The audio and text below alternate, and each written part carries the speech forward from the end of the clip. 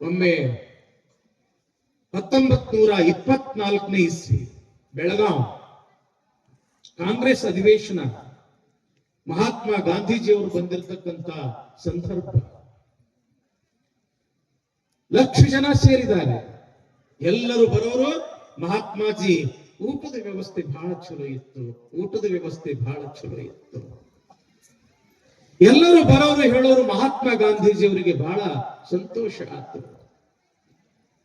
ಆವಾಗ ಕರೆದು ಕೇಳ್ತಾರೆ ಅಲ್ಲಿರ್ತಕ್ಕಂಥ ವ್ಯವಸ್ಥಾಪಕರಿಗೆ, ಈ ಹಿಂದೆ ನಾವು ಸಾಕಷ್ಟು ಅಧಿವೇಶನಗಳನ್ನ ಮಾಡಿದೀವಿ, ಎಲ್ಲಾ ಕಡೆಗೆ ಊಟದ ವ್ಯವಸ್ಥೆ ಬಹಳ ಅಸ್ತವ್ಯಸ್ತ ಆಗಿತ್ತು. ಬಂದವರೆಲ್ಲ ಹೇಳುತ್ತಾರೆ ಊಟದ ವ್ಯವಸ್ಥೆ ಬಹಳ ಚಲೋ ಇತ್ತು ಅಂತ. ಆ ವ್ಯವಸ್ಥೆ ಮಾಡಿದವರು ಯಾರು? ಅಲ್ಲಿರ್ತಕ್ಕಂಥವ್ರು ಹೇಳ್ತಾರೆ, ಹರ್ಡೇಕರ್ ಮಂಜಪ್ಪನವರು, ಕರ್ನಾಟಕದ ಗಾಂಧಿ ಎಂದೇ ಖ್ಯಾತರಾಗಿರ್ತಕ್ಕಂಥ ಹರ್ಡೇಕರ್ ಮಂಜಪ್ಪನವರು.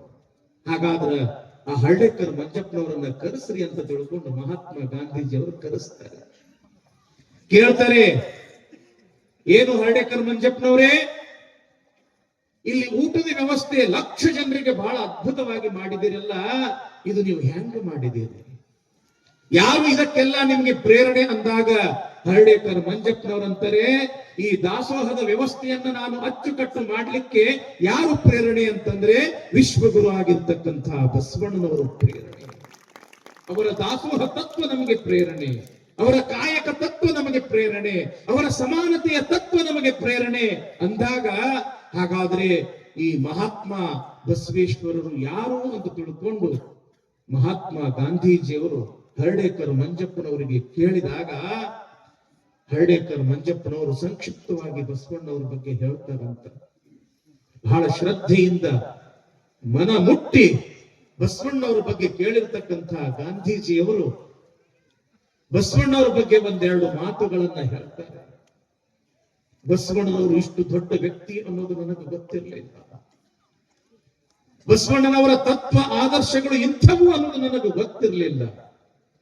ಬಸವಣ್ಣನವರ ತತ್ವದ ಬಗ್ಗೆ, ಆದರ್ಶಗಳ ಬಗ್ಗೆ ತಿಳಿದು ನನಗೆ ಬಹಳ ಸಂತೋಷ ಆತು.